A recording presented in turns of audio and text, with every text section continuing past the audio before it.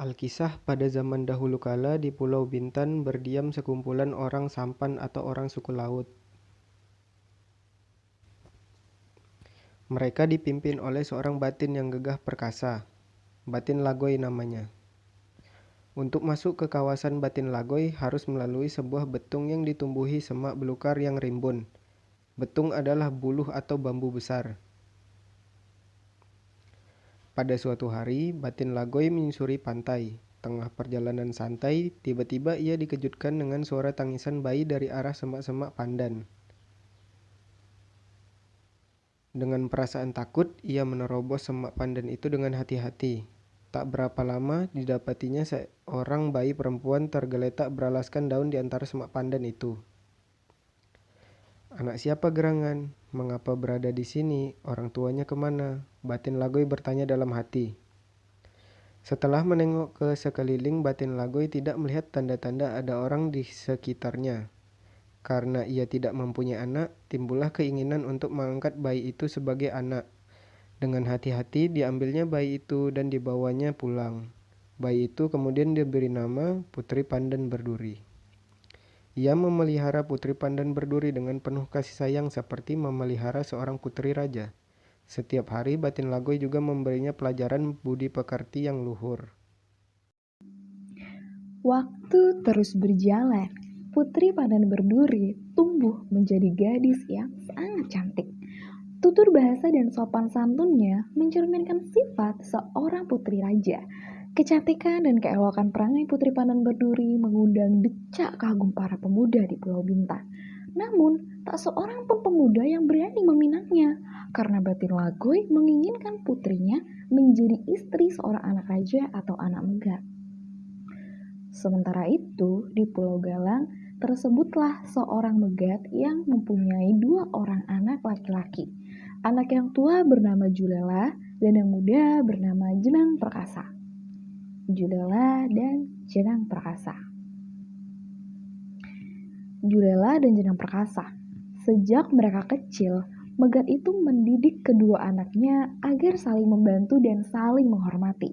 Setelah keduanya beranjak dewasa, megat menginginkan Julela sebagai batin di Galang. Hal ini kemudian membuat Julela menjadi sombong. Ia sudah tidak peduli dengan adiknya, sehingga hubungan mereka menjadi tidak harmonis lagi. Mereka pun menjalani hidup masing-masing secara terpisah. Dari hari ke hari, kesombongan Julela semakin menjadi-jadi. Ia sering mencaci dan memusuhi adiknya tanpa sebab. Pada suatu hari, Julela berkata kepada adiknya, "Hei jenang bodoh, kelak aku menjadi batin di kampung ini, maka kamu harus mematuhi segala perintahku. Jika tidak, kamu akan aku usir dari kampung ini." Jenang Perkasa sangat sedih mendengar ucapan abangnya itu. Ia merasa tidak lagi dianggap sebagai saudara. Hal ini menyebabkan Jenang Perkasa merasa semakin terasing dari keluarga. Oleh karena itu, timbullah keinginannya untuk meninggalkan Pulau Galang. Keesokan harinya, secara diam-diam, Jenang Perkasa berlayar tak tentu arah. Setelah berhari-hari mengarungi lautan luas, sampailah ia di Pulau Bintan. Di sana, ia tidak mengaku sebagai anak seorang megat. Ia selalu bertutur kata lembut kepada setiap orang yang diajaknya bicara. Sikap dan perilaku Jenang Perkasa itu telah menarik perhatian Batin Lagoy. Pada suatu hari, Batin Lagoy mengadakan perjamuan makan bersama orang-orang suku Sampan lainnya. Tak ketinggalan pula, Jenang Perkasa diundang dalam perjamuan itu. Saat jamuan makan akan dimulai, ia memilih tempat yang agak jauh dari kawan-kawannya agar air cuci tangannya tidak jatuh di hidangan yang ia makan. Apa disadarinya, ternyata sejak ia datang, sepasang mata telah memperhatikan perilakunya yang tak lain adalah Batin Lagoy. Tingkah laku dan budi pekerti Jenang Perkasa itu sungguh mengesankan hati Batin Lagoy. Usai perjamuan, Batin Lagoy menghampiri beliau. "Wahai Jenang Perkasa, daku sangat terkesan dan kagum dengan keelokan budi pekertimu. Bersediakah engkau kunikahkan dengan putriku, si Pandan Berduri?" "Dengan segala kerendahan hati saya bersedia menerima Ia sebagai istri saya, Tuan, jawab dengan sopannya. Rupanya Batin Lagoi sudah lupa dengan cita-citanya untuk menikahkan putrinya dengan anak raja atau Megat. Meski sebenarnya Jenang Perkasa adalah anak seorang Megat, tapi Batin Lagoi tak mengetahui hal itu. Ia sungguh tertarik dengan perangai Jenang Perkasa yang baik. Seminggu kemudian Jenang Perkasa pun dinikahkan dengan Putri Pandan Berduri. Pernikahan mereka dilangsungkan sangat meriah. Aneka minuman dan makanan dihidangkan, tari-tarian pun digelar untuk menghibur pengantin dan para undangan. Jenang Perkasa dan Putri Pandan Berduri pun hidup bahagia. Tak selang berapa lama kemudian Batin Lagoi mengangkat Jenang Perkasa sebagai Batin di Bintan untuk menggantikan dirinya. Jenang Perkasa memimpin rakyat Bintan dengan bijaksana sesuai adat yang berlaku di Bintan. Kepemimpinan Jenang Perkasa yang bijak itu terdengar hingga ke masyarakat Galang. Hingga suatu hari datanglah sekumpulan orang dari Galang ke Pulau Bintan. Wahai Jenang Perkasa, kami telah mengetahui tentang kepemimpinanmu di Pulau Bintan ini.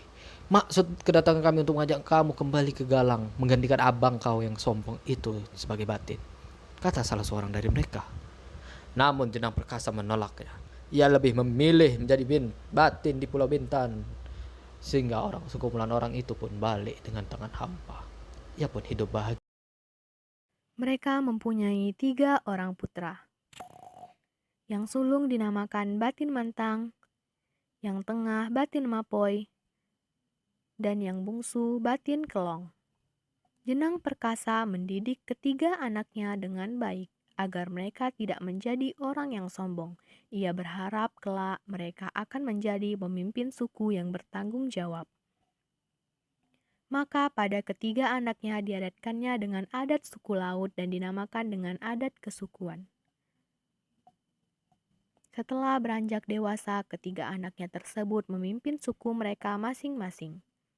Batin Mantang berhijrah ke bagian utara Pulau Bintan, Batin Mapoy berhijrah dengan sukunya ke barat, dan Batin Kelong berhijrah dengan sukunya ke timur Pulau Bintan.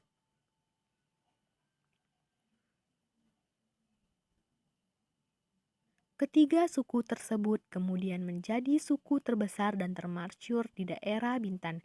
Jika mereka mengalami kesulitan, mereka kembali kepada yang pertama, yaitu kepada adat kesukuan. Tak lama kemudian, Jenang Perkasa meninggal dunia disusul Putri Pandan Berduri. Walaupun keduanya telah tiada, tetapi anak cucu mereka banyak sekali, sehingga adat kesukuan terus berlanjut. Hingga kini, Jenang Perkasa dan Putri Pandan Berduri tetap dikenang karena dari mereka lah lahir persukuan di Teluk Bintan. Suku laut atau suku sampan ini masih banyak ditemukan berdiam di perairan Pulau Bintan. Adapun dalam teks cerita ini mengandung beberapa nilai kehidupan. Pertama, nilai moral. Jika sudah berhasil, tidak boleh sombong dan angkuh. Nilai budaya, tetaplah melestarikan adat istiadat dan kebudayaan yang ada. Nilai politik, jika menjadi pemimpin, jadilah pemimpin yang bijaksana dan bertanggung jawab. Nilai sosial, berbuat baiklah terhadap sesama. Terima kasih.